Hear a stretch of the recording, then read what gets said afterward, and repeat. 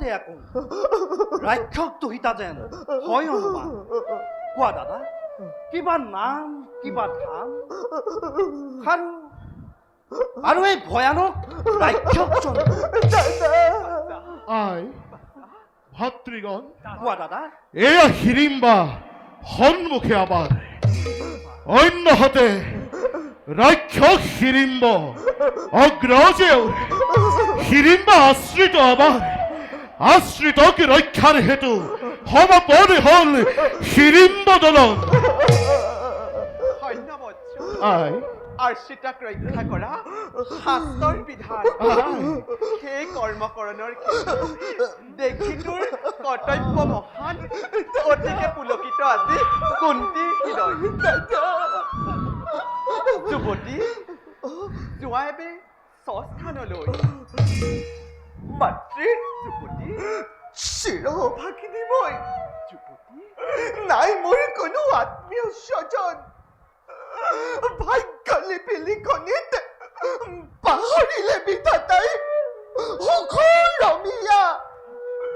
যেনিয়েই চাওঁ তেনিয়েই দেখো মাথো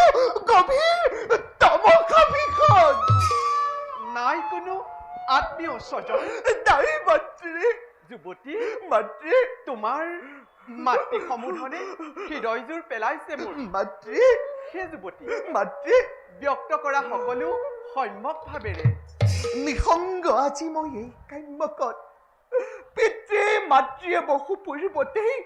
একাকী কৰি মোক গুচি গ'ল স্বস্থানলৈ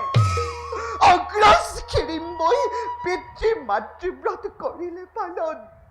কিন্তু অতিষ্ঠ হৈছিলো তাৰ কাৰ্যকৰণত প্ৰতি ক্ষণে ক্ষণে আজি এই ভীষণ যন্ত্ৰণাৰ পৰা উপশম পাইছো যদিও নিসংগতাৰ দুখত দুখী আজি মই হে মাতৃ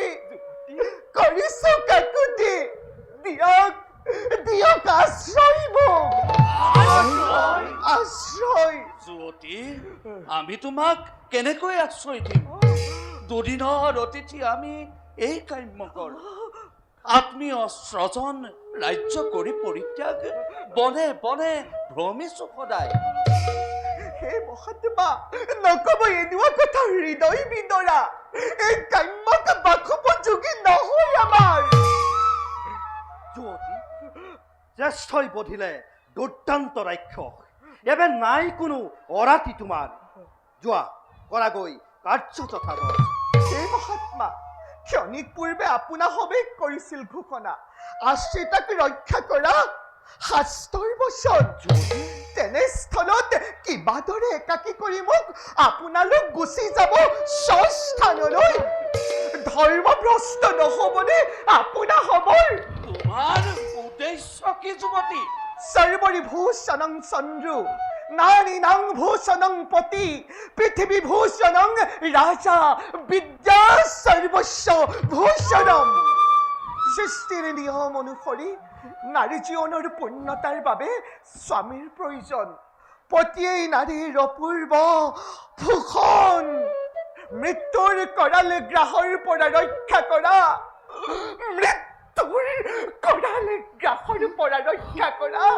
এই মহাত্মাক বাঞ্ছা কৰো স্বামী ৰূপে মই কি যে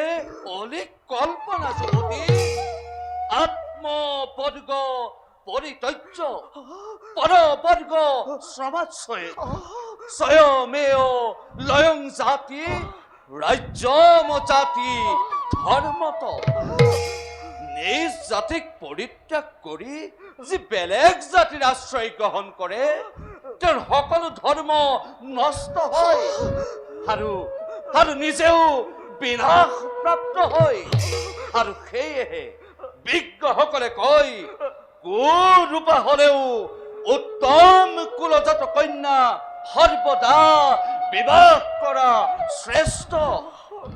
বিশেষত তুমি ৰাক্ষস কুলৰ